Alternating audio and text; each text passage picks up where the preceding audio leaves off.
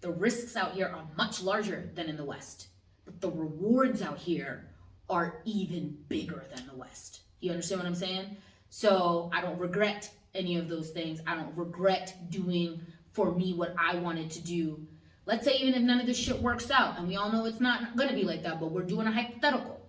At least on my deathbed, at least I tried.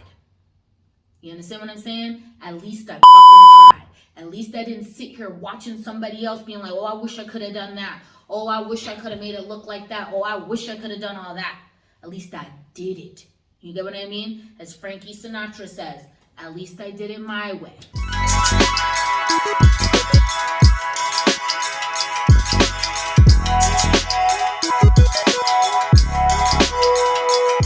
Welcome to BLAXIT to Africa. I am your host, Tadre Delora Mounier, a California native living her best life here in Nairobi, Kenya. I hope that you are informed, entertained, and inspired to BLAXIT to Africa. Why? Because they don't deserve us. Why? Because we didn't want to come to that MF in the first place. As you can see, I have my beautiful, talented, muy intelligent friend here with me, Rita. And we're here today to talk about business. So in this particular episode, we're going to talk about business in Africa, launching a business in Africa, because people want to know, how can we sustain ourselves on the continent? There's not a lack of desire. There are people who want to make the move, who want to get out of the rat race, who want to repatriate back home. But trying to figure out how to do it, that is the kicker. And she and I have launched businesses here in Africa. We're going to talk about our experiences. I personally wouldn't recommend coming here to look for a job. I personally wouldn't recommend it. Though, excuse me, though we do have friends who are employed here and employed very well, but they got those gigs on the other side. Yep. Right? Yep. And they live lavish lives. They live lavish lifestyles, right? I was just telling her how I got dumped by one of them because I'm too broke for her. Oh my God. But listen, what did I want to say about that? If I wasn't on, FBI's redacted list, I would try to get me a good government job too. But but the truth is, I did some activist work at the beginning of my career. You got a blacklist. You got a whole blacklist. The U.S. government is like, nah, not her, not her. It's not gonna work. It's not gonna work. That's hilarious.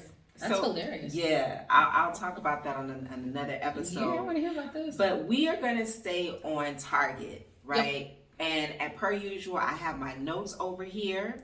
I hope you don't mind. And I really want you to get a lot out of this so that you can learn from our mistakes, and then also be really inspired. Yep. But before we jump into all of that, please tell us your full name and your origin story. Okay, so again, I think even for our viewers, right, we're doing this a little bit differently for our channel, our TAA Marketplace. I think this is going to be fun because we're kind of doing like a joint interview, but what's going to be nice about it is that it's a joint interview with the same topic and being able to see the same topic from two different lenses and two different viewpoints and coming to it with two different intentions, but with the same end result of growth and being able to do whatever you want to do and live your best life, right? So my name is Rita Mavunda.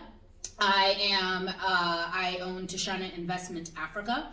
We are a growing wellness and health company, moving predominantly into pharmacy, in particular, pharmacognosy drugs. So these are all of your medications that are made from plants, which are not synthesized and made into something else, aka we're not taking poppy seeds and then making them into opiates, right? Because that's more of a like changing the molecules around.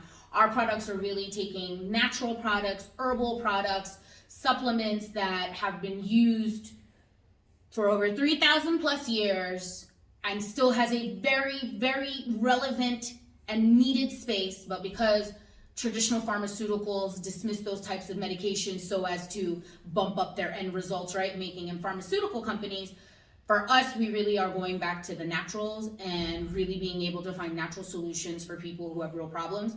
Our side of the world, people are much more into the health and much more into indigenous products, much more into products that are made from your plants and your roots and your herbs. So for us, this is a very exciting area for us to be in. But prior to getting to this place, it's been work, y'all. It's been a lot of work. It's been a lot. So let me just say, I am an avid user of her product. She has a product called Refine Me. Yep. That is really for women who are perimenopausal, postmenopausal, right? Yep. And I love it. So we'll get into that a little bit later. Yep. Doing business in Africa.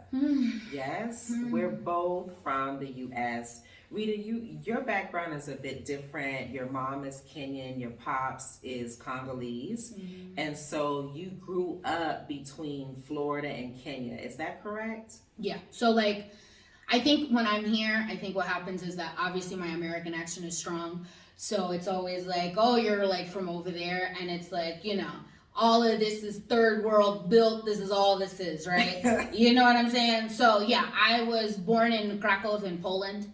I've lived in Krakow, lived in the UK, and then we moved to the States. And then when we moved to the States, my mom is Indian, but she's a Kenyan. She was born here in Kenya. Her mother was born here in Kenya. I'm a Kenyan citizen, and my father was born in DRC, Congo. So I get a lot of people where it's like, oh, like, you know, like I didn't come out here to find myself, okay? I already know where I'm from.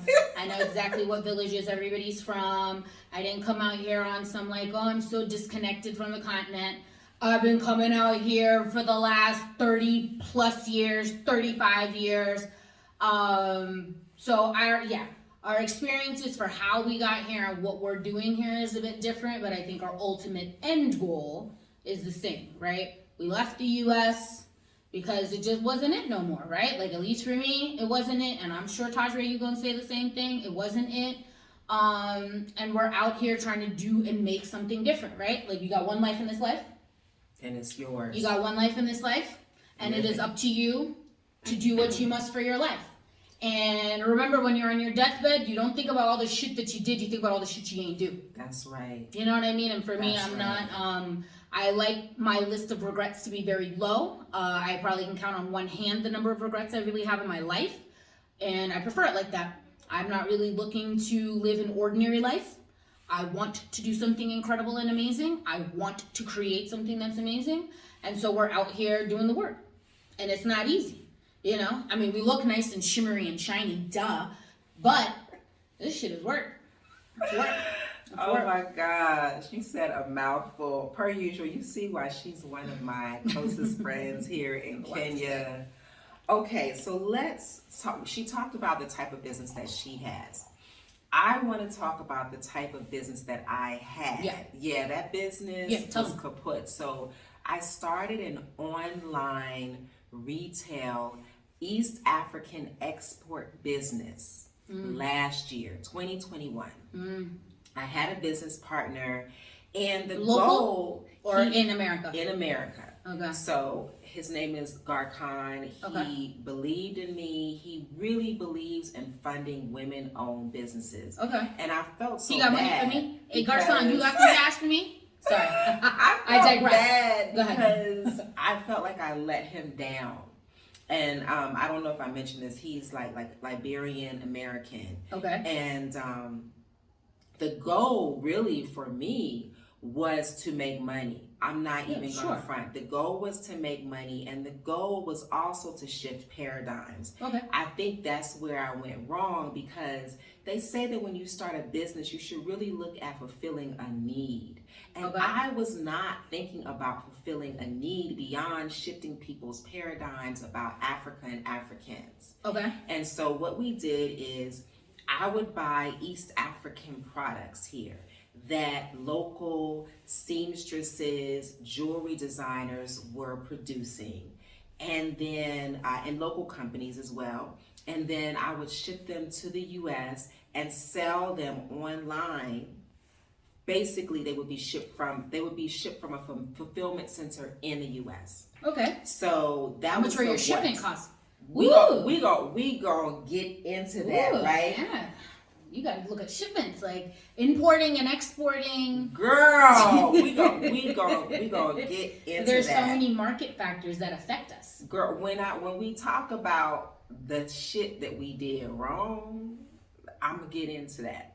So that was my business. Okay. So buying these products in East Africa, let's say it was these bracelets. Okay. Then consolidating everything, shipping them to a fulfillment center in the US, marketing them online, and then having my customers in the US and really as far as South America, people were ordering, anybody. Europe, people were ordering, and then the fulfillment center would just send it out.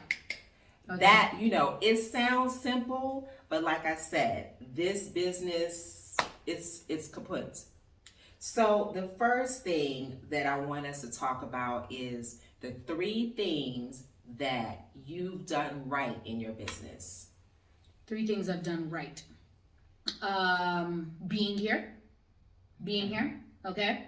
I think a lot of people have these ideas that you can start these businesses in other parts of the world, especially parts where maybe, you haven't been educated in, you haven't grown up in. Like I said, I've been coming back and forth to Kenya my whole life, but I've come as a tourist, right? I was coming during our summer, which is Kenya's winter. That's when we would come, right? And you're coming, you're staying at your aunt's houses, you're doing what your cousins are doing, but you're not working here. You're not doing anything here, right? And I've met a few people, and especially since we've done our channel, we get a few of these comments where it's like, I live in the UK and I tried to start a business in Kenya, but living in the UK. And it's like, how? That's not gonna work, right? I have a friend right now where her husband has been trying to start a business and he would go back and forth between the country. And I was like, it doesn't work like that. Like, you gotta be there and you gotta immerse yourself into there. And you've got to take your time to learn the learning curve of being in a place.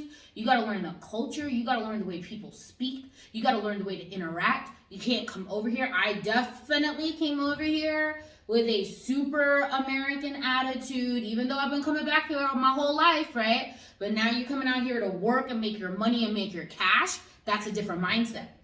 And ask anybody who met me when I first moved here to now, I'm a different person. I'm not anywhere near what I was like when I first moved here. So one would definitely be, if you're really trying to say you want to do a business here or anywhere, whether it's here, whether it's in, I don't know, Jordan, South America, Pakistan, wherever it is, if you want your business to be there, you in that first at least 5 to 10 years, you need to be there. Because you got to learn how people interact and how people do. Yes, you got to learn how people do. At the very least, you got to learn how people do. And you need someone. Now, it's someone you trust and that they're not going to fuck with you. Because the other thing around these parts is, okay, I've been to a lot of trade shows where I've met a lot of suppliers where they're like, we want to be in Africa. But none of them come out here because they're so nervous to be out here. And then 2, people gonna rob you and loot you and do all that. I mean, I've done a lot of videos about that. Y'all already know that, but that's just norm out here, right? Now that I'm starting to learn certain things, my mind has had to switch even more, right? There's been certain things. So that would be one good thing that I did, was to come out here. 2, to have the tenacity and the persistence and the will to do it, right? And that's another separate thing, right? Because for instance, I mean, we both know Brittany, duh. And I remember in one of the videos I did with Brittany had said, I've met so many people who are like you, who've come here and they leave after a year or 2. And what are you doing different than what they're doing? And it's like, I don't fucking know. This ain't no team. This is not a team sport, right? And I've said it before and I say it again. Life ain't no team sport, okay? If we want to build, I'm very serious. Okay. If we want to build something, right? I.e. how we're talking about building a business and all of that, that requires teamwork, that requires good partnerships, that requires people who understand your vision and all of that. But this life shit, this is a personal individual race, okay? It's just that simple. What Tadre is gonna do with her life and how she runs herself as her friend, I'm here to support her. But let's say she does some shit where it's like, girl, I don't know if that's what you wanna do, fam. And it's like, that's what I'm gonna do. yalla, go and do it. It's not my life. If that's what you want to go do, you're going to move yourself the way you want. So when we're saying like all of that, I believe I have cultivated, we're both former lawyers. As a lot of you guys know, I was a public defender. Being a public defender, some of the life skills I've worked easily translate to Kenya. Okay? Persistence, tenacity, the ability to be adaptable, flexible, the ability to change, do what you need to get done, the ability to accept a no because I know you haven't learned how to say yes to me yet, being able to take constant knocks down and getting back up again. Woo, you gotta be built different. You gotta be built different. It's one thing fine that you come out here, but now it's another, it's like how you built, okay? And I've met quite a few where it's like I've even met Kenyans who were born in Kenya, who've moved to the States, lived in the States, making great money. Now they come back to Kenya, they want to do a business, and they're due within a year or two. Yeah. You know? And you know a lot of them too. So I would say the second thing is to be able to really cultivate those personality skills and coping skills that you need to be able to sit out here, because this ain't no light work. I've been out here for a while. You understand what I'm saying? I haven't built all of this up in like 6 months, right? Like when I first got here, I thought my stuff was gonna be running in like a year, that I was gonna be killing it by year 2. That's not the case, is it? It's not the case. Go ahead. Number 3. And number 3, I think keeping you in did mind. 3. I think you did 3. You said being here, it was 1. Number 2, having the tenacity, The personality and traits. personality Yep. to stay. And then number 3, I would say 3 is just really wanting to do it.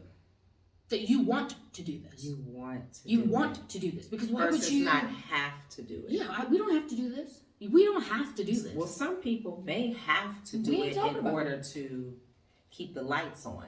You know what I'm But saying? then if you have to do it, then you're not moving to a whole nother country to start a whole business in another place. That's what if you have to do certain things, yeah. you're not picking up all your shit and moving to another country where you don't speak the language, you don't know how people are, to be like, I gotta fix stuff at home. No, that doesn't make any sense. To me, that doesn't make any sense. Now, if there's some of y'all out there who have done it and you're doing it well, hit us up in the comments. But I don't know nobody who moves. And the thing is, or if we're saying it maybe like an immigrant capacity, right? For instance, like my family all moved to the States because we were all immigrants, right? Like my grandfather got moved from Kenya to UK to the States with the company he worked with. And because he was an immigrant and because he was really good at his job, they sent him to the States to do all of that stuff, right? My mom was born here in Africa, but my mom won a scholarship to go to medical school. And so she went straight from high school to medical school in Poland. And then to finish up her residency, she moved to the States, right? So hers, I think with both of them in that track, it was work related and it moved. The way we've done it, we're not doing it like them, right? We actively stopped working as lawyers. We actively stopped working in our regular day-to-day lives. We actively had to come up with a plan and an idea of how do we get out of where we are. Once now you've landed here, you've got to figure out the plan of what you're doing here. So if you've got to go through all of those cycles, this can't be you need to do it. This has got to be you want to do it. Does that make sense? I think that's a really important point, wanting to do something. Yeah. Yeah, because why else would you do it? There's a lot of people who start businesses who just don't want to be employed by someone. And so they come up with an idea based on really lack. Like, I hate working for people. Let me do something that I think will make money or I think will make me happy. But now, do you move to a whole nother country to do that? To a whole nother whatever? Like, I could say, like, if you was in LA and you moved to, Kansas, I guess. I haven't met them. I haven't met them. I would be very curious to see if they have flourished and if it's actually made something, because for me, like, I've definitely had, like, one of my favorite uncles. He says it to me all the time. He was like, there has to be a part of you that you love dealing with challenges and pushbacks, because why else would you be doing this, right? Like I'm dead ass, right? Like my uncle said, he was like, I would have been done, I would have made it a year. Actually, he was like, I wouldn't have even done it. I would have made it a year. Even my mom is like my biggest supporter. And every once in a while, she'll be like, you better hope you don't go bankrupt by 50. Thank you, Mom, I love you. You know, or it's like, how long have you been doing this business? Well, since I got here, but I think what's kind of happened is our focus and our products and what we're doing have changed because the market has required it. And then certain challenges, and I know we'll get to our second challenges, and then challenges, right? So that's why I said for number 2, in terms of your personality, you have to be flexible and you have to be adaptable, right? Especially in the beginning phases of businesses. I don't think there's anybody, look, your Elon Musk, your Bezos, your, Steve Jobs, all of these guys, every single one of them has absolutely had multiple setbacks. You're not going to hear about it because now there's successes. But the number of setbacks that business owners have as a totality overall, it's so much more. But nobody ever talks about that side, right? Because you don't want to be like, even right now how you're saying, she started a business and it's like, I failed, it's kaput. That's a pill to swallow. That's like something you got to process, right? Yeah, that required me to lay in the bed for a couple of days. You see what I'm saying? But you also have experience helping to start a business in Malawi, right? Yeah, we did that. So talk about that a little bit. It sucked. It sucked. I'm not trying to be funny, but it sucked. So, okay, because for me, like I said, I'm very clear with who I am and what I am, okay? I've been like this for a long time, okay? I know what I can do. I know what I can't do. I know what I like. I know what I don't like. I know what environments I can work in and what I cannot work in. When I was in Malawi, look, it was very exciting to be able to be like, okay, now I'm in a different part of Africa. That is not my home base, right? Like I said, I always come to Kenya. I think the majority of us Africans, you tend to only really go to the country that you live and are from. I'm sure you can say that with a lot of Ghanaians. They never leave Ghana. Nigerians, they never go out. They never go next door to Ghana. They never go next door to Benin. They're just there. Even Kenyans, majority of Kenyans have never been to Uganda, never been downstairs to Tanzania, and it's literally like right there, right? So I would say growing up, I was no different. We always just came to Kenya. And then I think around high school, I was like, I'm done. We need to do more. So my mom and I started traveling more. And then when I really decided I wanted to be here and work here, I was like, let me go first to Malawi because I had some friends who were starting an alternative milk business.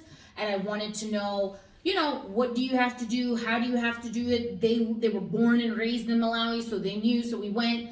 But Malawi's like ass backwards, right? They ain't shit in Malawi. They ain't shit to do in Malawi. And I mean, it might be great to visit. Sure, it's beautiful to visit, but to work and to do all that? Nah, fam, I couldn't do it. And then why do you say that though? Okay, so as much as I really like my friends, they're lazy compared to me. I can't work in that type of an environment. So to give you an idea, right now, right, Tadra's got a whole list of stuff she's trying to talk about and all of that, and I'm sure we're gonna get to everything. We would sometimes wake up like the night before, have a list of all the shit we had to do. We would be lucky if we would get out the house before 2 o'clock to go get one thing done.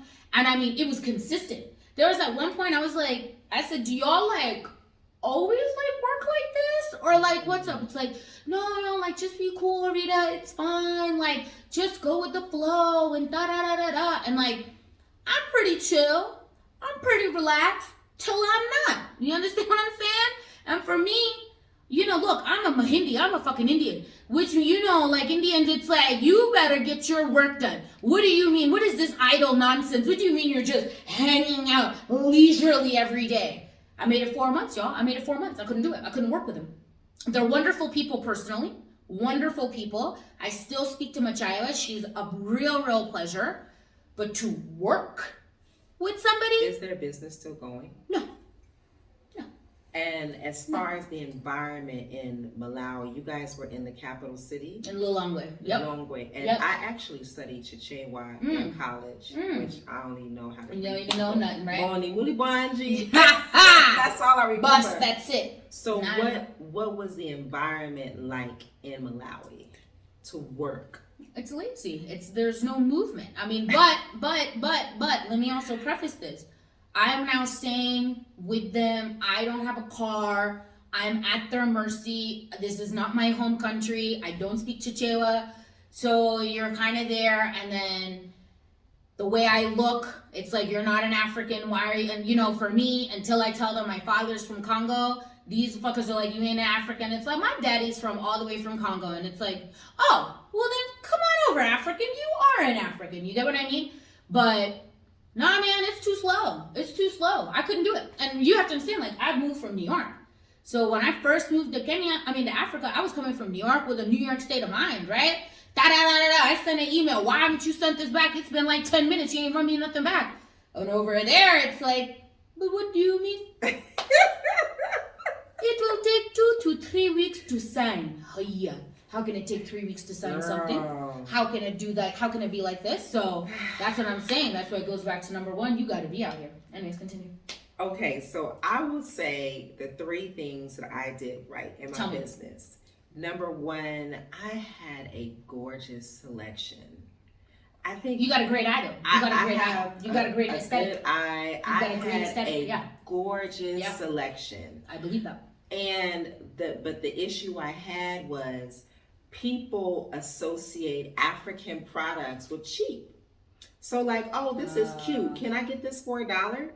Oh, no. Can I get this for 50 cents? No. So I was like, look, I wanted to change. I also wanted to like challenge this notion of craftsmen. Because crafts are typically assigned to women. Crafts are typically assigned to non-white people. Oh, these are nice crafts. And it's a lot of work and imagination that goes into these pieces. So if I have this gorgeous neck piece that goes down to your mid-thigh, and I say I want $110 for it retail, folks was like, oh, that's expensive. So that's the first thing that I did right. I curated a beautiful selection. I believe that. Number 2, partnering. I think I did myself a service by partnering with someone who, to a certain extent, believed in women-owned businesses, believed in Africa, and he was on the U.S. side. So he was able to get access to certain platforms that are unavailable in Africa. And you will find that when you come here to do business, there's a lot of software, for instance, that what is it called? Squarespace, where you have your phone and you can process cards in Squarespace. That shit don't work here. Even with a VPN, and these software companies, they're getting smarter. They're able to detect these VPNs and shit's not working. So partnering was another thing I did well. Also, number 3, I sold into the local community. And that's something that, even though it has its own challenges, I'm glad I did it. I'm a Pan-Africanist. And I could have ordered these bangles from China. You definitely could have. In bulk. You know what I'm saying? And just sent y'all some shit. But I wanted to support the local economy, the local artisans, etc. So I still stand by that. I think I did that right. Even with that, I agree with you on that too. I agree with you on that as well. Like, if you really are believing and you're here for it, you're not buying this Chinese shit. You're just not buying this Chinese crap. Can you? Sure. Is it easy and cheaper? Absolutely. Like, as suppliers, if you look at this shit that's coming out of China, come on, yo. Like, these numbers that they're giving you stuff compared to Europe, compared to America, compared even to like India, hey, these Chinese are just dropping garbage. But the other thing with dealing with Chinese is they send you fake shit all the time. You'll make a whole deal and then you get to your import and it's the wrong thing. How do you get back at them? You know what I mean? You can't. And you gotta even find leverage to get back at them. Basically, if you can. Everything that I have on, China is producing. These earrings here, they're from Inzuki Designs. It's a Rwandese-based company. They're mass producing these. Yep, for like 50 cents. You know what I'm saying? Yep. These, like, so for me, it just went against my values to do business with them on that level. Yep. So now that we talked about the 3 things that we've done right, let's discuss, let's unravel and unpack the 3 things that we did wrong in doing business in Africa. You go first. One, kind of imposing what I think is right and wrong has worked against me. It does not work. What I came in here with my values of being like, you shouldn't have to do this, you shouldn't have to do that, it has blown up in my face. It does not work. And so we're switching up a lot of stuff. I'm switching up a lot of stuff this month of November, y'all. Everything been switched up. Give me an Everything example. is switched up. So for instance, this is a country where you've got to incentivize people. It's just that simple. If you want to get anything done, you're going to have to give incentives, okay? I moved here being like, I shouldn't have to do it. This is some bullshit. Like, you should just do whatever. No, you're gonna have to do it. So incentives as in bonuses, as in rides. Bonuses. If you've sold 10 units, this is what you're gonna get. Now, if you sell 20 units, it'll be even more. Incentivizing the people to do more than what's expected, right? I feel like a lot of people here, and I think actually it's probably anywhere, you just do what's expected and that's it. When you find, for instance, those employees or those people who do above and beyond without having to be told, you can't teach that. Those are the kind of people that you want. You understand what I'm saying? So for us, I'm realizing that, I'm learning that. I think I was giving too many people too much. My second one is giving too much time to people, waiting for them to show and produce when they let me know within the first 2 weeks they wasn't going to be able to do it. You understand what I'm saying? So nowadays, it's hire and fire, hire and fire, hire and fire. If you can't do it, don't come over here crying to me about, oh, but this has happened, my mother is dead, and this, oh. Get going. Get out of here. I'm dead serious. I'm done with it. Like, I fired this one guy, and literally, you know why I didn't like why I fired him? Because every time we would walk into the room, he would just be sitting with an open man spread, shirt all undone, just lean back like, all right, what's up? Woo! Hold on, fam. That's how you address the people that are your boss? Get going. Get going. So taking on people for too long, when they're not producing what they're supposed to be producing. Before I had my marketing and sales, head of our marketing and sales, we were working with this other local, and just a fucking scammy piece of shit, right? Like, oh, I can do this, this, and this. And then when it's like, can you do something? It's all of a sudden, you know, Kenyans can be very passive aggressive. So then it's like, oh, it's like you have a problem with me. Like, what's up? I ain't got no problems with you personally, but professionally, you said you could do A, B, and C. I'm still waiting for you to even do A. And now that I'm bringing it up to you, you want to get all up in your feelings? Well, then you're going to be in your feelings. So that would be like the second. And then third, come back to me on 3. I feel like my 2 big ones, like I said, we're switching up on number 1 right now. So hit me up at the end of this year and let's see how that works out. And we've self-corrected number 2. Like I said, yeah, come back to me for 3. Come back to me for 3. What's your 2? I have so many things that I did wrong compared to what I did right. Okay, go. In terms of doing business in Africa, the first thing I did wrong was hiring a fulfillment center. I put a lot of research into looking for a fulfillment center in either Nairobi or the U.S. And to be perfectly honest, we settled on a fulfillment center U.S. side. They were supposed to be for small businesses because the reviews I read was like, you could go with a big company like Amazon, but they're going to forget about you. Yeah, you want some I personalized went service. with a very small fulfillment center. And number 1, we were not ready for that. Nope. Number 2, the way that they picked and packed was not conducive to our business. The way they charged was not conducive to our business. Because look at these bangles, right? I wasn't even selling these, but I'm using these as an example. Each one is different. And so in that business, each one has a separate SKU. Yeah. So now they charging me based on SKUs and you know, whatever bins. Sure. And it's all the same, but it's not the same. Yep. Secondly, I would say that they ain't like black people. Like, I had so many issues with, I guess he was like a manager. He was treating me like shit. And there were so many times that my business partner, who was just a couple of hours away from the fulfillment center in another state, but the states were closed, he had to intervene. So let me correct that. Like, not only did he not respect black women, but he really did not respect black women, but he also just didn't like black people. And so we had to escalate, and he kept telling them, like, the way that your business is structured, our business is not structured like that. They charged us astronomical rates, like, oh, we have a special picking fee, and it's all the little fees. So it was all these fees that added up, them not understanding our business, them not being willing to work with us. It was just the wrong company, and it was also the wrong time for us. Yeah, I would say that as well. Okay, and 3?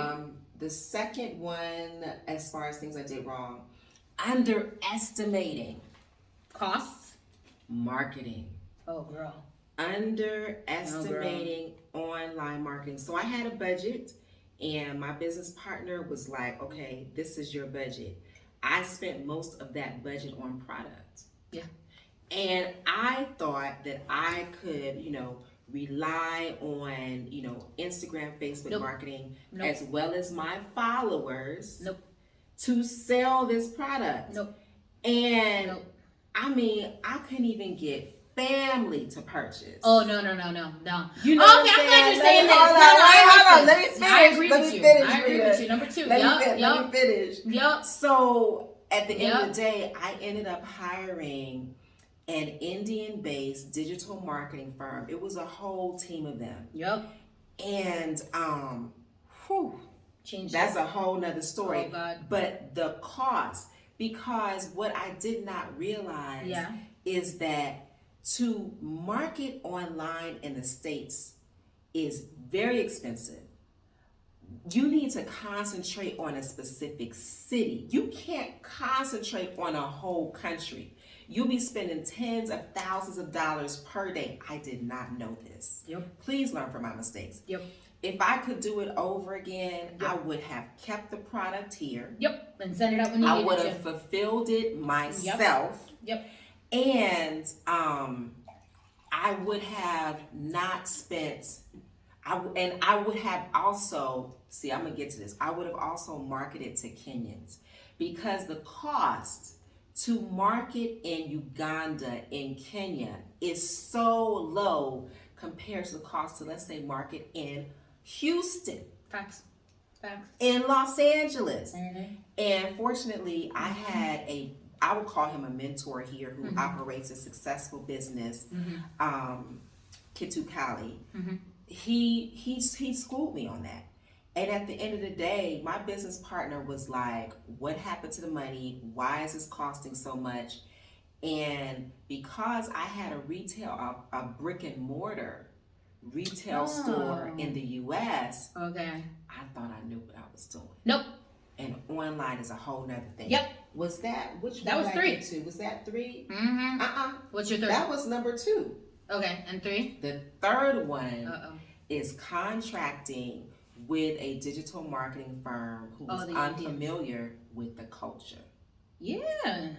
So I found them on Upwork. They were very professional. But they're Indians. We had meetings every week online. I gave them directives, etc., etc. The first thing I had to school them on is that Africa is not a charity case.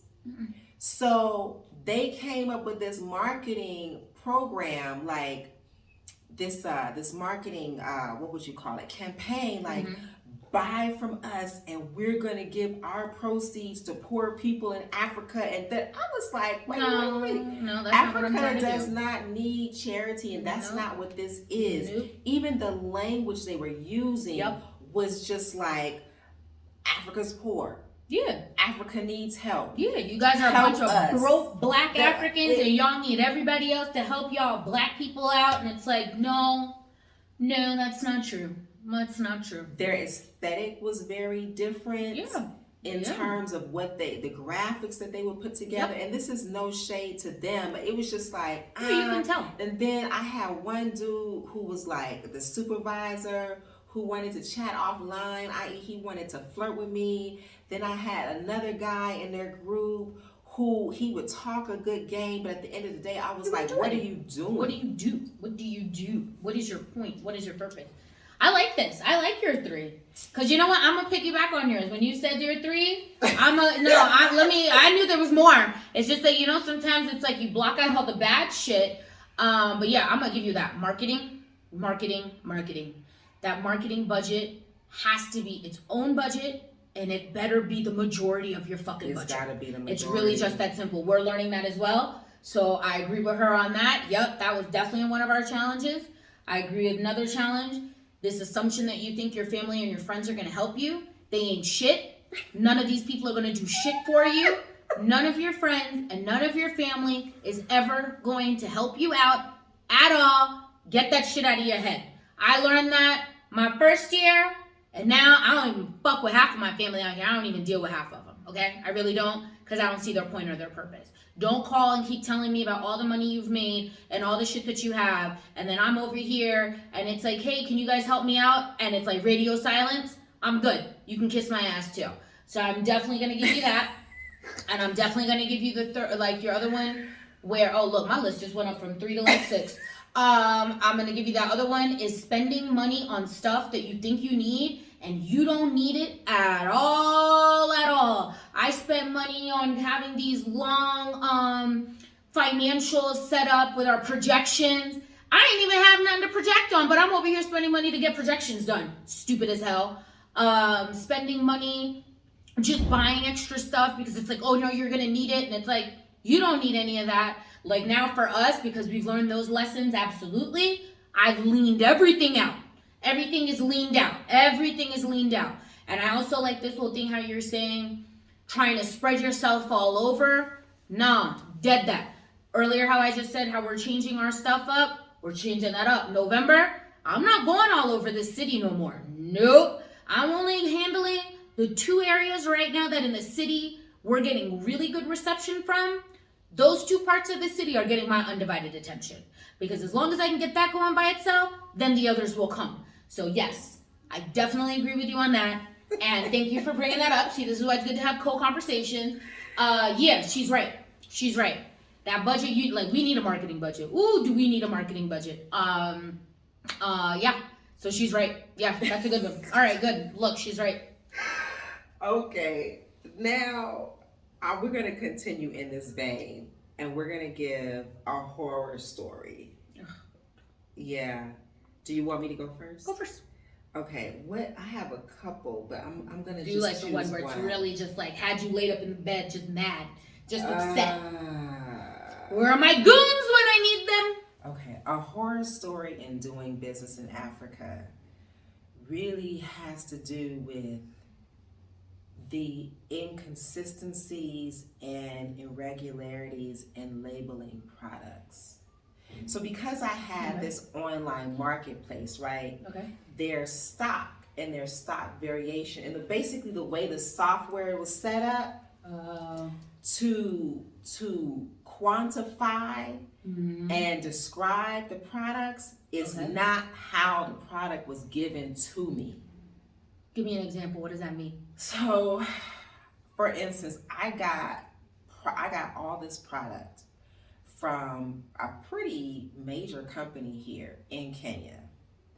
It was mislabeled. Oh. It didn't have sizing. Oh. It had incorrect sizing.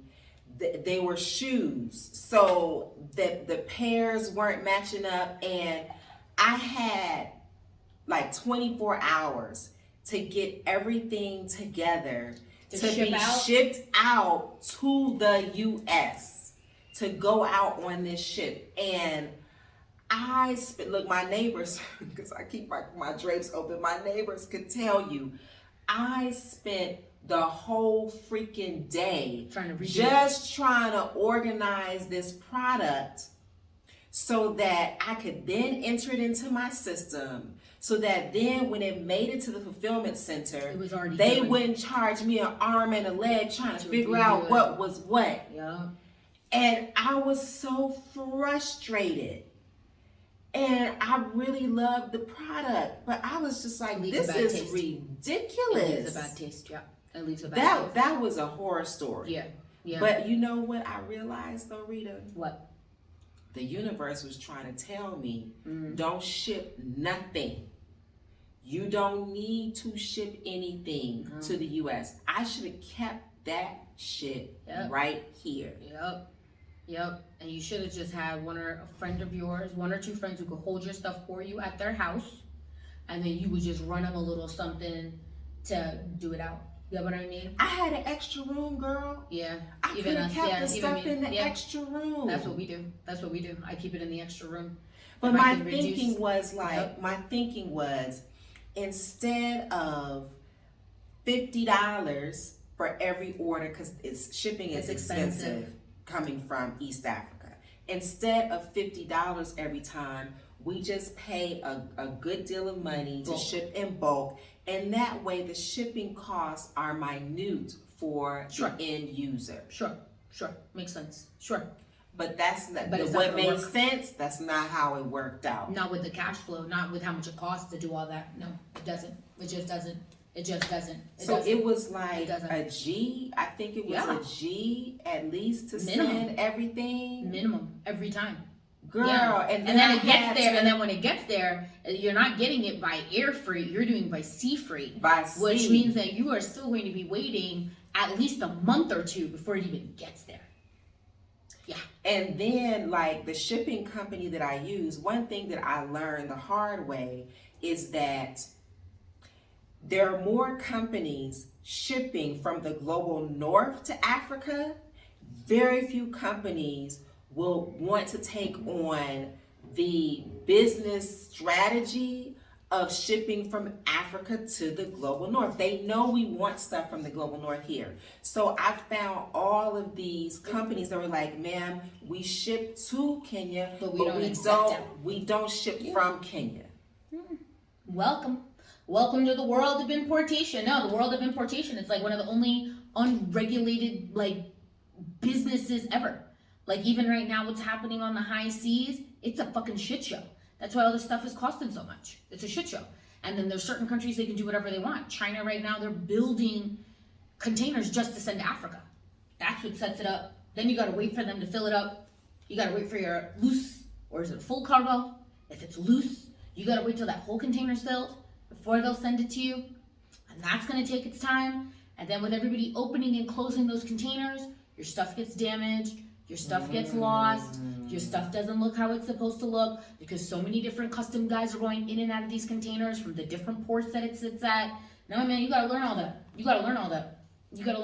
It's work. And then, like, I spent hours just trying to figure out the right code because there's like this import code that I spent hours, and I would have thought that the company that I chose would have figured that out. They was asking me. No, they should have done all of that. Like good shipping company, like that's one thing I've definitely learned. Most, like a good quality shipper, they're going to do everything. All of your paperwork, all of your clearing, all of whatever's required to have to put inside, whatever the codes are. Whatever, all of that. That was a mess. That whole situation was a mess because one wrong digit, and you're paying way more when you should be paying less, girl. And then when it got to stateside, it was sat there sitting. It was sitting there. Somebody's got to clear it on the other Somebody had to clear it, but it was like we had to hire this other company to come through, and it was just like it was ridiculous. It's work. And It's then weird. I didn't even think, like, the company that we chose, the fulfillment company, is in the Midwest. Okay. This state Uh-huh. does not have access to a port. So it's got to get driven by trucks. So it made it to Chicago. Yeah. Then they had to drive it from Chicago to Wisconsin. Yeah.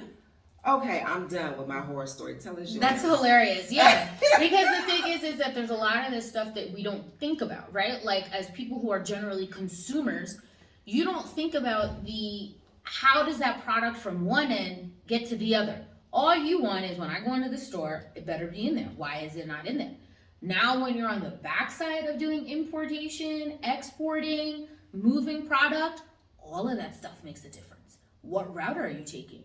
Which way is it going to come through, right? Are you doing it by air? Are you doing it by sea? Are you doing full? Are you doing less? Are you doing 20 foot, 40 foot? Are you doing refrigerated? Do they need special documentation to bring inside? Are these hazardous materials? Can you do all that? All of that stuff. What do you need when you clear in your country, right? Like, as I said, we've started moving into pharmacognosy products, getting it out of the States, light work. They don't care. Here you go, take your stuff. Importing into the country, where's this document? Where's this document? Why don't you have this? And it's like, but when I called y'all didn't say any of that. Nobody said anything. All right, well, it's here. So now what are you gonna do? And if you're not flexible and adaptable and able to hustle around and do all that, your stuff sits. And then generally with these importations, you usually get like 4 free days at port. Once your 4th day is over, they're gonna charge you every single day your product sits there. Period. Okay? We got slapped with that. Yeah. 2 weeks we had our product sit in that port for 2 weeks. I had to pay another extra, what, $600? See. You understand what I'm saying? And now that I've learned, but that's why you have to do different things, right? Like in one of our videos we had said, that's why I've involved embassies of the different countries that I export from. And I involve their embassies. And it's like, look, my stuff is sitting over here. You got to help me because you want to create trade between these places. I'm a person who's helping to create the trade. Help me help you so that we can help one another. Yeah. I would say my biggest, like, at the moment, like, annoying horror story would just be, like, with our drinks. Our supplier really just, like, fucked us. And they, like, we were working with the assumption that, and it's not even an assumption. What do I mean? They told us very directly, we don't do more than one distributor in a region. We don't have distributors competing with one another in the same region. You will be our only distributor in the country. Here's an exclusive letter so that you can register it, so that you can get all of your pharmacy and get all of your little designations.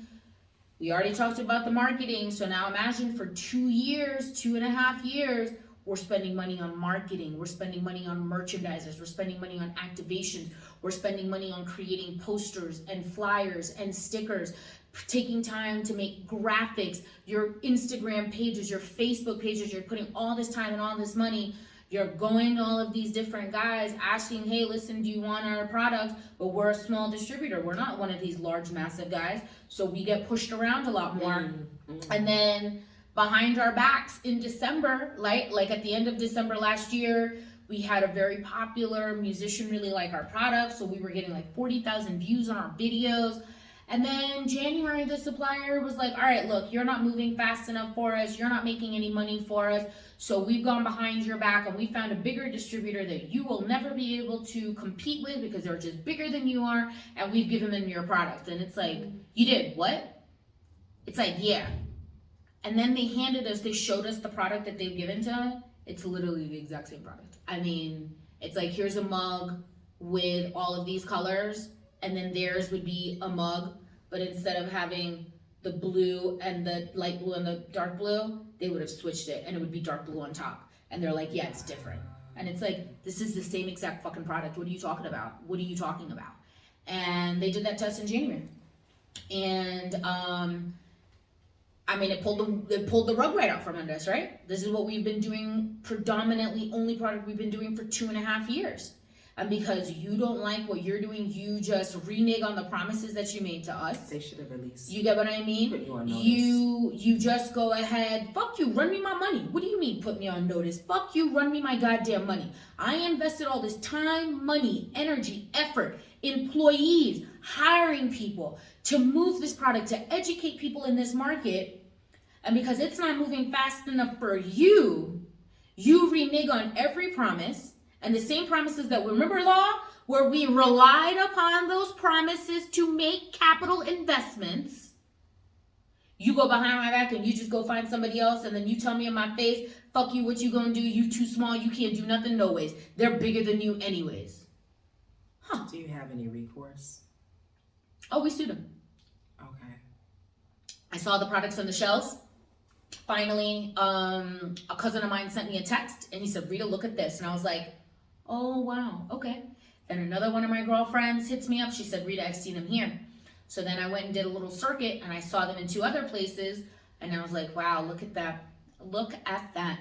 Look at that. And at no point do they come and say to me, Rita, look, I know you've done all this work and I know we lied and promised you a lot of shit. Run me some cash. I'll exit the market. You get what I mean? Or all of the product we have sitting here that still has to be sold, those new guys should have come to us, take it all off of us, pay us our money, and I'll fade to black. You understand what I'm saying? Nobody did none of that. You know what I'm talking about, right? No problem. Run me my money, and I'm going to go this way. Run me the money for the goodwill. Run me the money for all the market work that we've done. Run me the money that people now recognize your product because they know my product because it's the same fucking product. Just run me my cash. So let them have it. But right now, that's our horror story, and we're in the middle of a lawsuit, and I want my money. I want my money. I want somebody to run me something. I don't even care if it's half of what I've demanded in our lawsuit, but those motherfuckers owe me some money. Ooh, okay. Growing pains and lessons learned. Facts. What about the triumphs?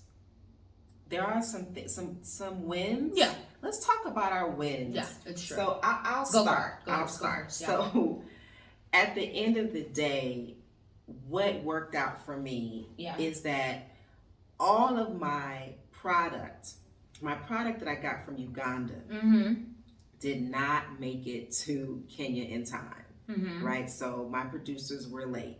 And that was a blessing in disguise. Okay. Because I was able to sell product myself just by being out and about and meeting people. So I had product in my apartment that I was able to give to people, but I also was able to make a partnership with Artisanal Gallery in Gigiri. Okay. So it's like this cute little it's cute.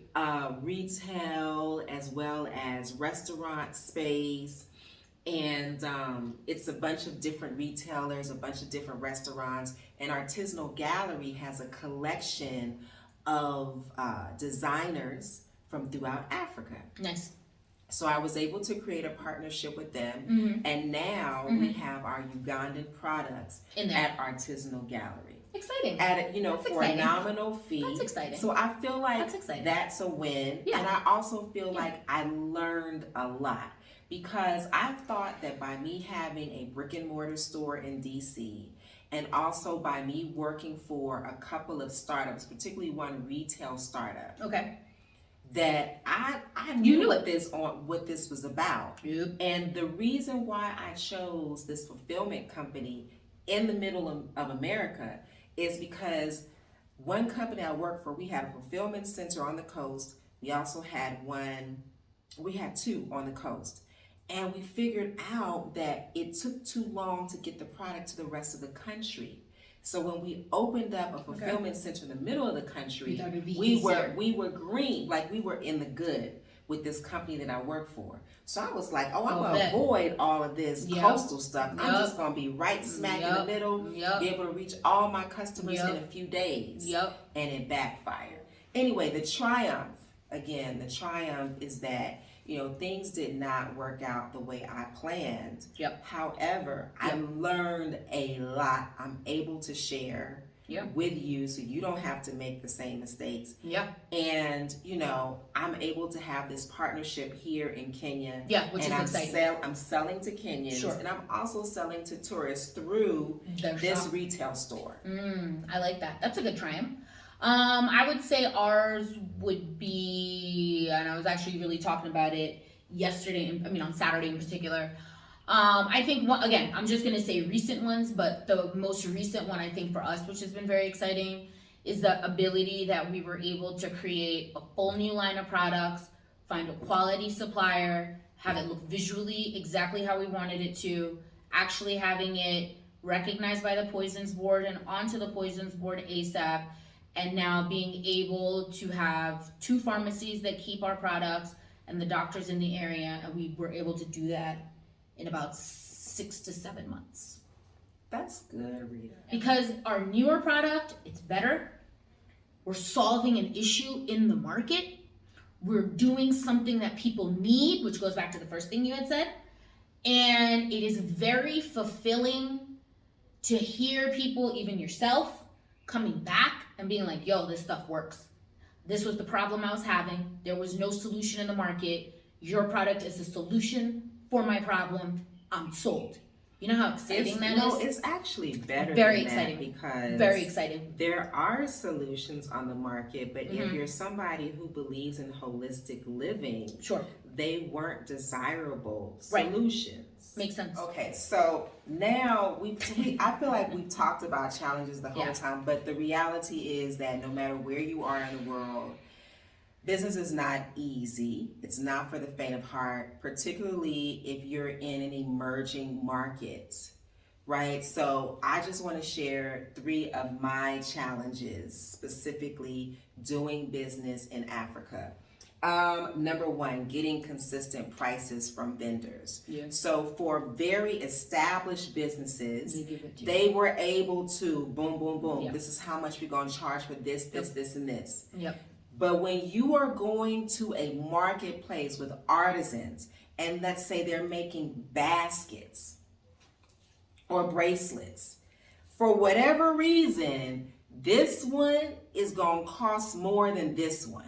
But they weigh the same, they look similar, etc., etc. So when it came to me plugging that into my system, my brain was all like, this is not making sense.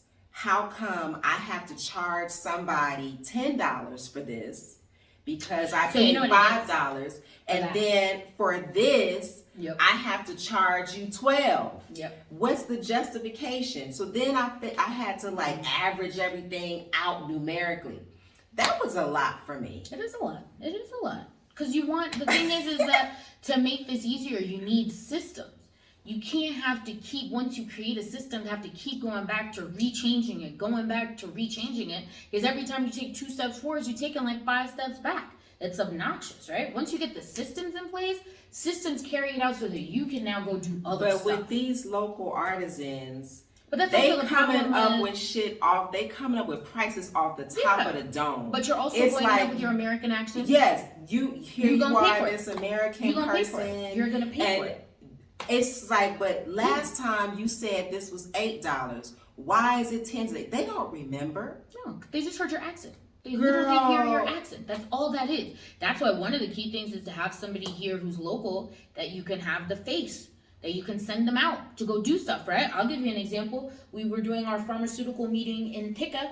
I went down, 3 places. I went down to go see the price. My partner went down to see the price. If they told me 25, they told her 15. If they told me it was $20 a head, they told her it was $10 a head.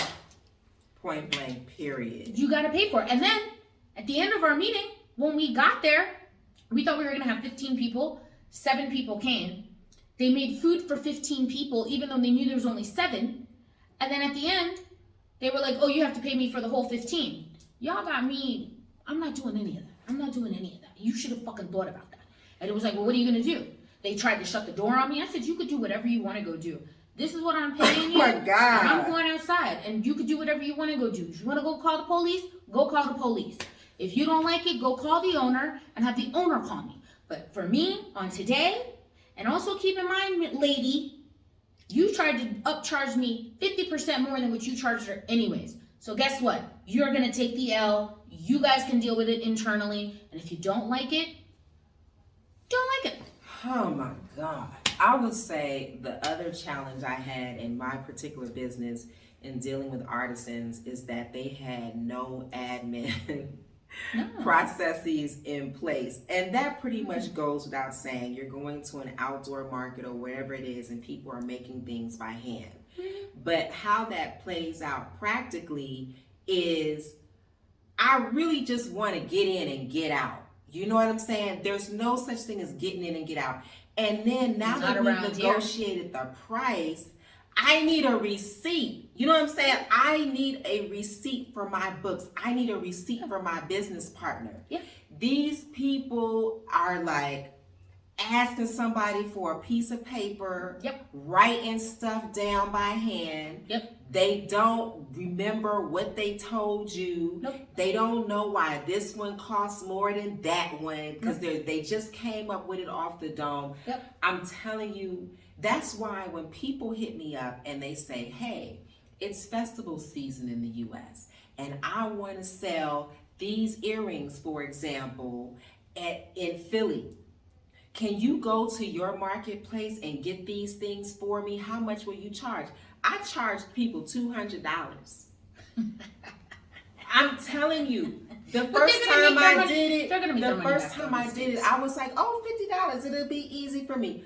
I was so tired.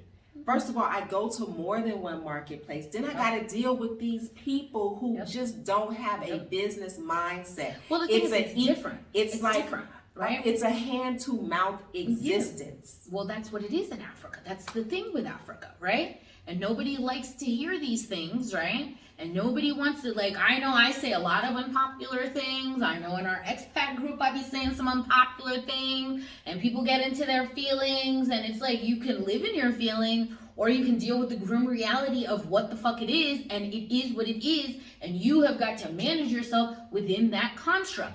Africans are hand to mouth, okay? It's just that simple. When you look at, and I'm making very blanket statements right now. I am making very, very overall superficial statements right now. When you just say that's an issue of class, though. No, I don't think it's an issue of class because we have very rich Africans here. We've got millionaire Africans. No, I'm saying it's the mentality as the overall collective. A poverty mindset. You get what I mean? Like Africans, they only think about the next day. It's only about what can I do today for tomorrow. There is no long-term thinking. There's no long-term execution of plans. Indians, long execution. Those Chinamans, long execution. You understand what I'm saying? So what Africans, about, okay, we are there's pockets. No, I'm being general. But even now when you go into little pockets, right? I'm very serious, and people can get mad, but I'm telling you this is from experience. I like working with Muslims. I like working with Somali. I like working with them because they're upfront, they're honest, the price is the price. They don't do this, they're on time. They're on time. They're gonna give you your paperwork. You don't have any matatas from them. So another challenge that we've already touched on, but I just want to make it clear, is shipping. Shipping in Africa is a challenge. It's exponential. And I will tell you, do not ever, if you ever plan on getting into a shipping business, any type of business, even you just send it to a friend in Kenya, don't use FedEx, baby. Do not use FedEx. FedEx is expensive here, yeah. UPS no, is good. I'm not talking DHL. about expensive. I'm talking about shady.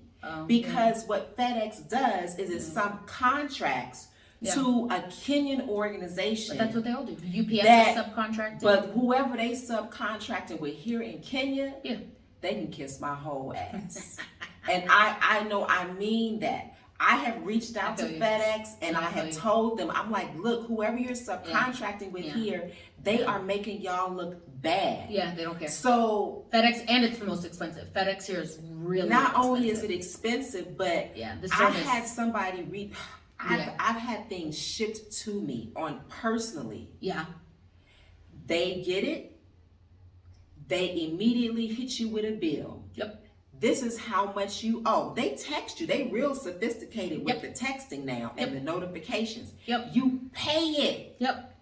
Do you know you have to harass them to get your things? Months. If you look, some people just give up and they just give up. Because they selling, look, these people are selling your things off. They're hoping you will give up. Yeah. I have sent people out to the airport. Yeah.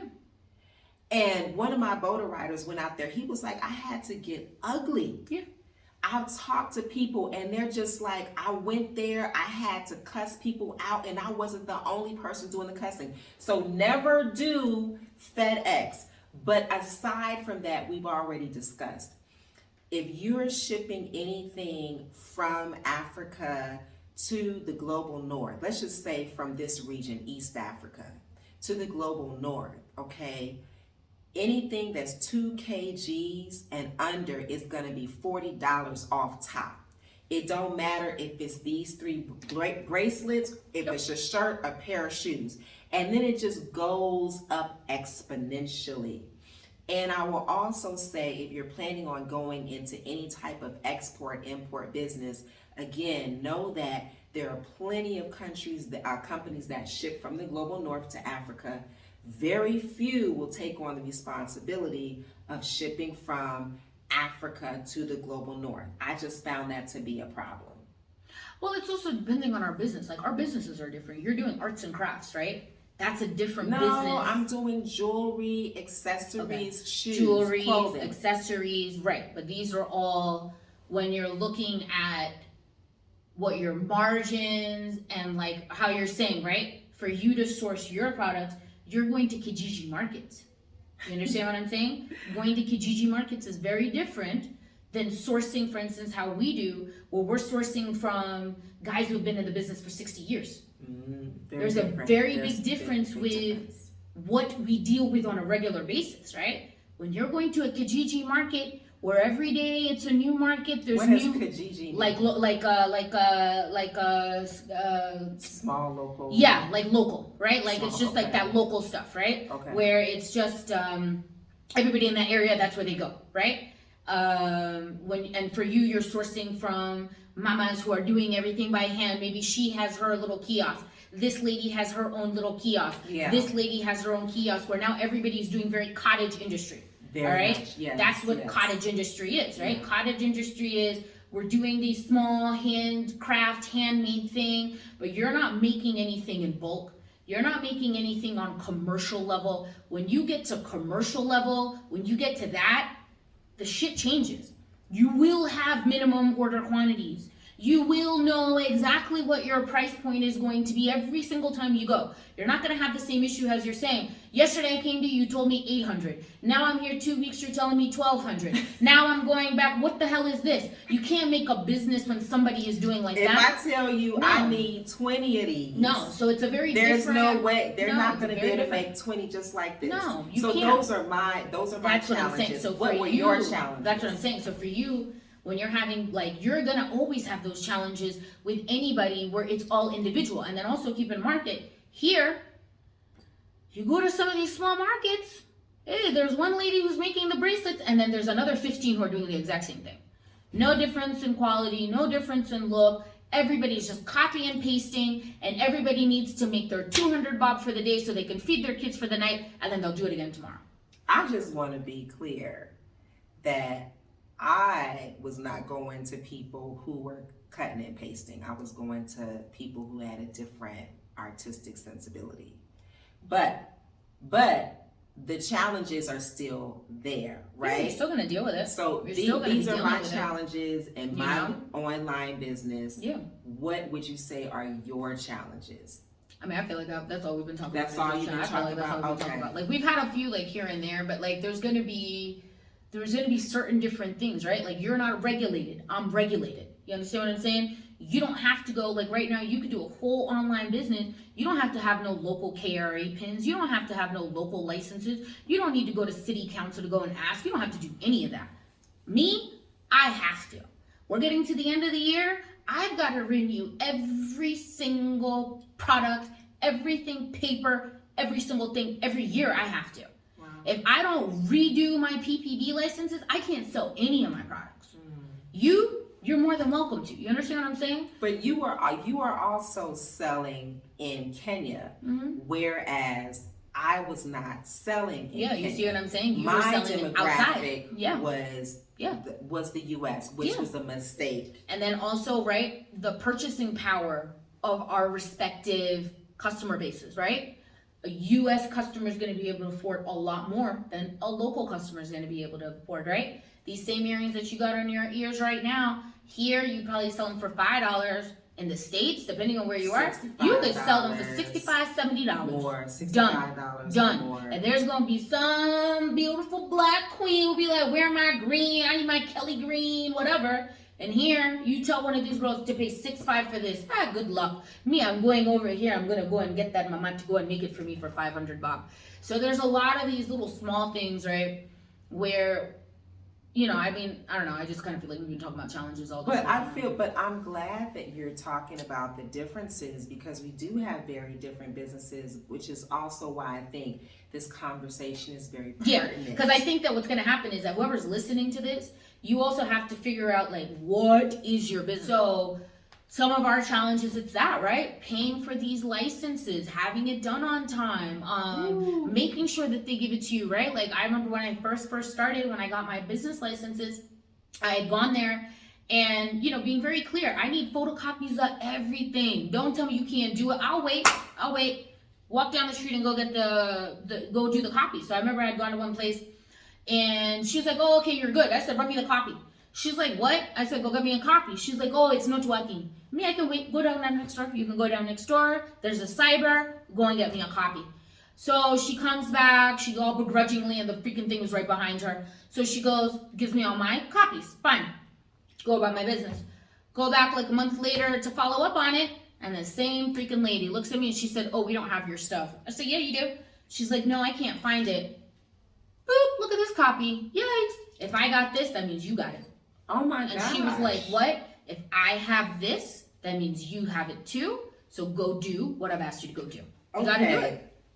I think we have really dropped some dimes. We really have dropped some dimes. If they was listening. And I wanted to do this because people reach out to me after seeing me on YouTube, and they're like, I want to start a business, and they're asking me all of these questions. And I mentioned FedEx because there's a brother in the States who has an amazing skincare line, like really nice. And he sent me some samples. And then at some point he decided to partner up with a Kenyan. Okay. And I don't know what happened with that, but it's not here, is it? She was like, she dropped the ball. Yeah, so that's what they do. Like, so he said, he hit me up and he was like, look, can you help me out? This stuff has already arrived. I don't want it to go to waste. You're welcome to have it. But you not to sell. No, he didn't want me to sell it. He was like, "You're welcome." I just don't want it sitting there. Yeah. I said, but when he said FedEx got it, I said, "Oh no, I'm not going there." So I ranted and raved to him about FedEx just like I did now, and you know what? He said FedEx claimed they lost it. Yeah, even after he paid. They do that. FedEx will do that. Like, that's what I'm saying with like some of these places. Don't use FedEx in Kenya. Yeah. Okay. The next item on my list is what people should know. We've already dropped gems, but I have some specific line items that I think people should know. Okay, go for it. Okay. Number one, you should know that Africa is a cash economy. That's one thing that you should know. Okay, and the reason why this is pertinent is because my business partner was like, I got us a business account and a line of credit with Bank of America. And I got these credit cards that you can use to purchase product. I'm like, these ladies I work with, I don't even know if they know what a credit card is. Nope. And they definitely don't have no credit card processing machine. No. So now I had to figure out how to get money off that credit card to Kenya to give these women cash in hand.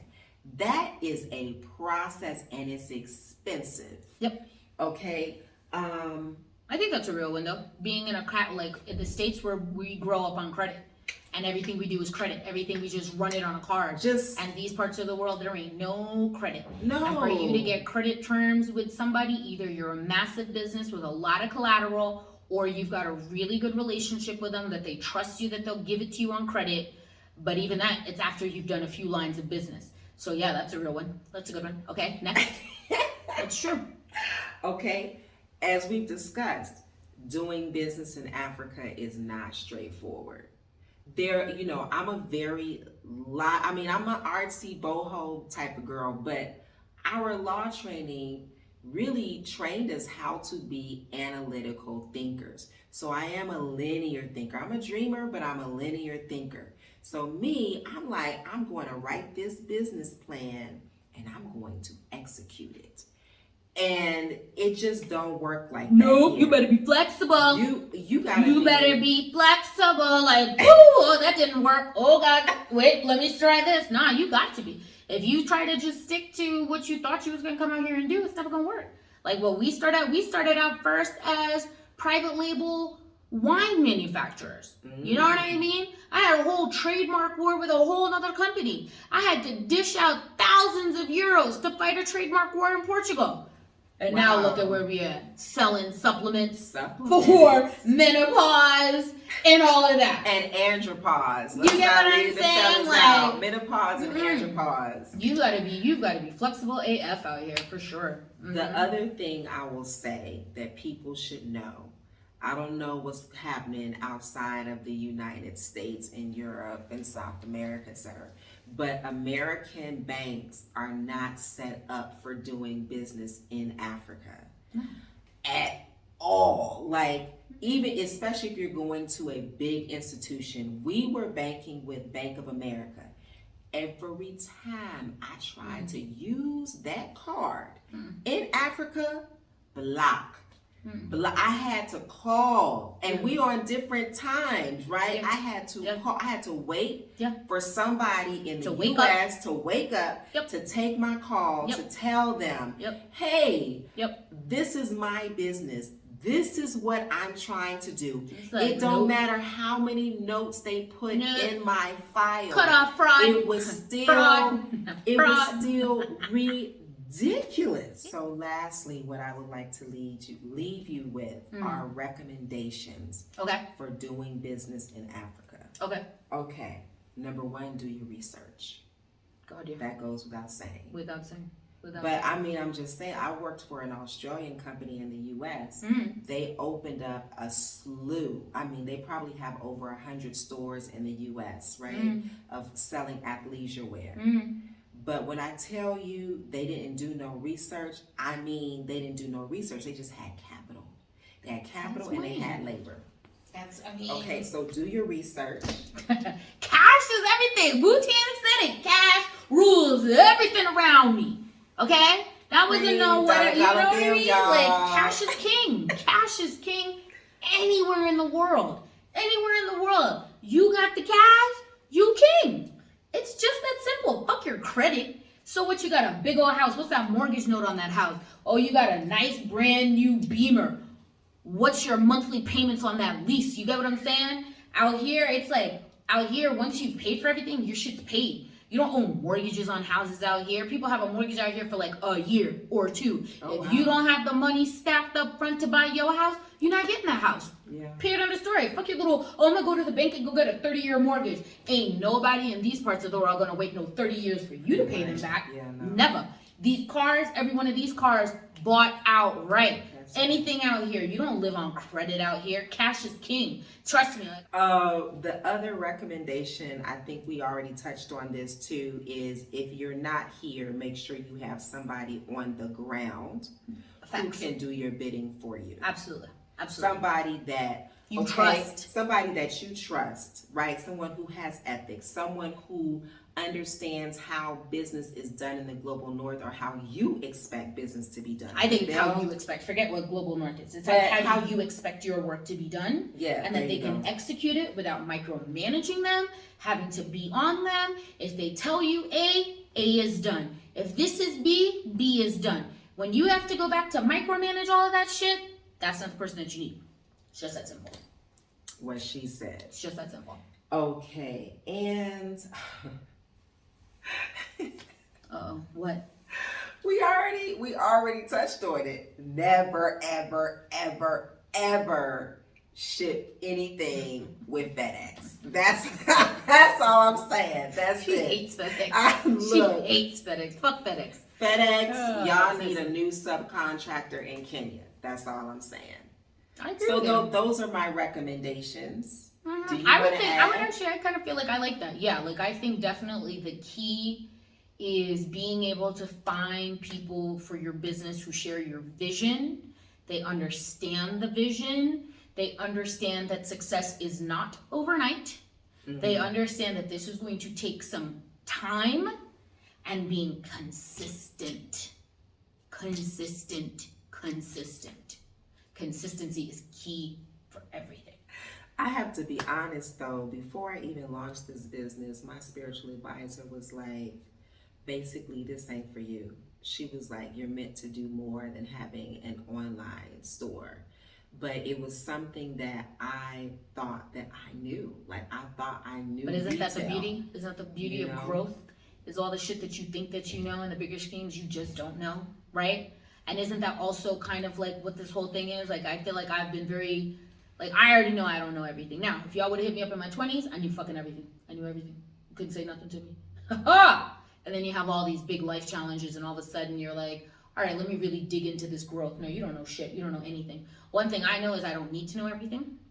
What I do need to know is those people who do know how to do the things that I want them to do, and line them all up. I've always said I'm much more of a liaison. I'm much better at piecing and putting who are good at what to do, what to make it happen, and being like a little puppet master on top, opposed to having to know every single thing.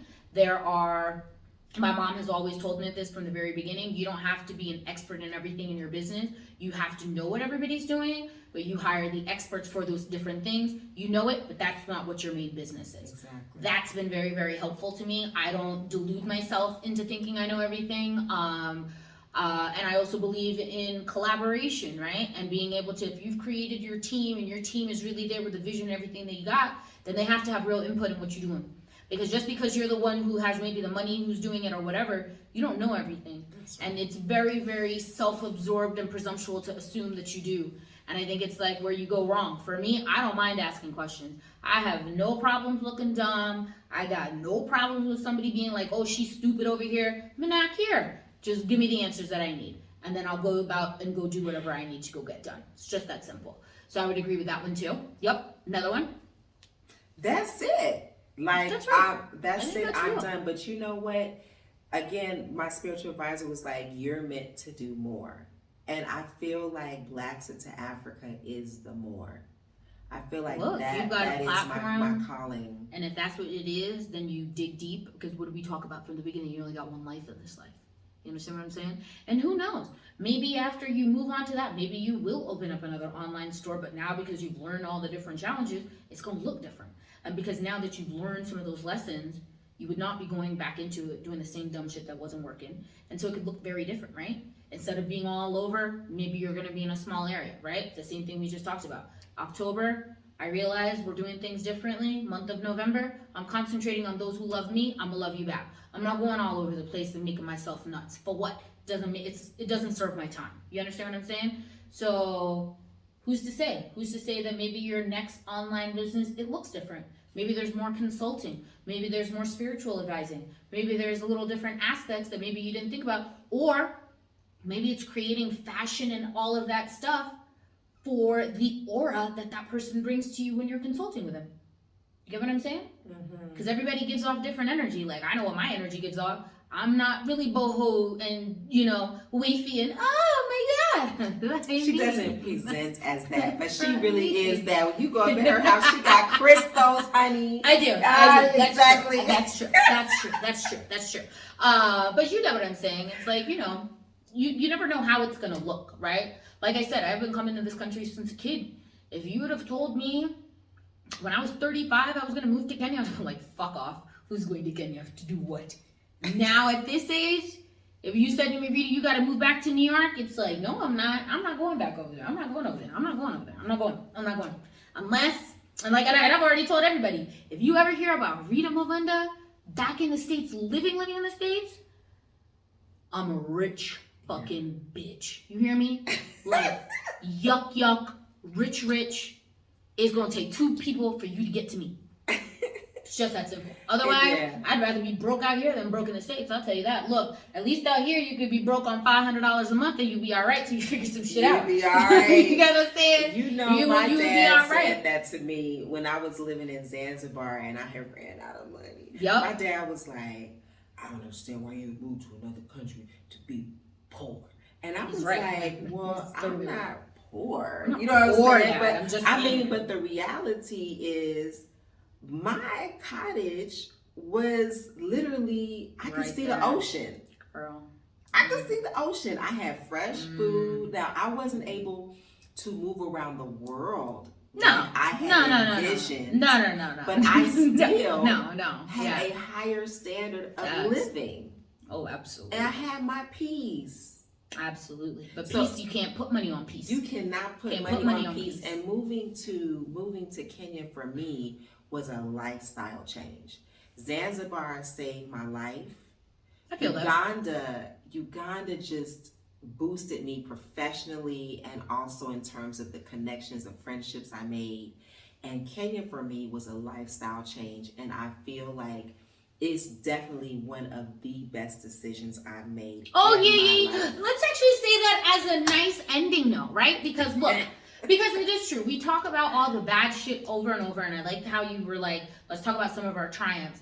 But like, I do think on an end note, like, I do not regret any decision I've made being here.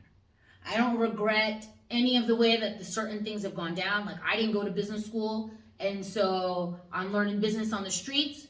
And these last couple of years, that's been my business school. You understand what I'm saying? And you've got to be able to learn it from somewhere. That's fine. But I don't regret any of it. I don't regret moving out here. I don't regret starting a business here. I don't regret dealing with these ups and downs. I don't regret doing what I wanted to do. I don't regret it. And you forgot to mention, you have a mentor now. That's a triumph. I do. I've been working on it. You have a mentor. I've been training on it. I've been thinking on it, and I've been asking. Because I said October. October. Everything changed in my head. I'm telling you, everything changed. I had, like, when we went to that comedy show, so, like, Tadre, she'd invited me to a comedy show, and I don't really go out during, like, the school week, you know? I don't really be doing that, right? I really don't, because, like, I gotta be up early. I'm not as young as I used to be. I can't bounce back up in the morning early like that no more. But I was like, you know what? Yeah, I needed a laugh, and I was just low, and I could feel it. My mood was low. Even when Tadre came, even when the waitress, she was like, what's wrong with you? I said, I'm in a mood, okay? I'm in a mood. Leave me alone, all right? It is what it is. And at least I recognize it, opposed to being like, I don't know, something's wrong with you. It's like, no, it's me. It's definitely me.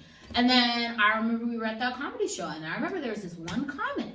I don't remember what he looks like. I don't know what his name was. I don't know none of that. But it's like when he did his set, it was like he was talking to me, you know what I mean? And I felt it.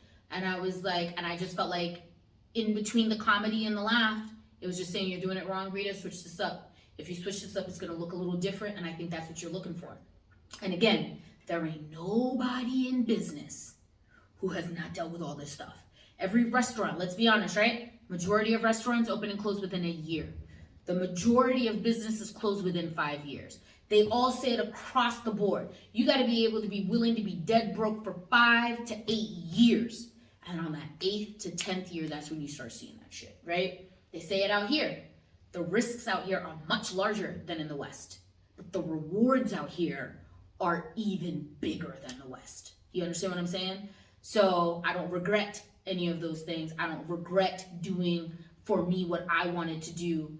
Let's say even if none of this shit works out, and we all know it's not gonna be like that, but we're doing a hypothetical. At least on my deathbed, at least I tried. You understand what I'm saying? At least I fucking tried. At least I didn't sit here watching somebody else being like, oh, I wish I could have done that. Oh, I wish I could have made it look like that. Oh, I wish I could have done all that. At least I did it. You get what I mean? As Frankie Sinatra says, at least I did it my way. Oh my gosh. I'm so happy to have her here. I'm so happy to have her as a friend, as a confidant, and as an advisor. Thank you so much for joining us on this episode of BLAXIT to Africa. May you be inspired. May you move with love and intention. And we'll see you next time.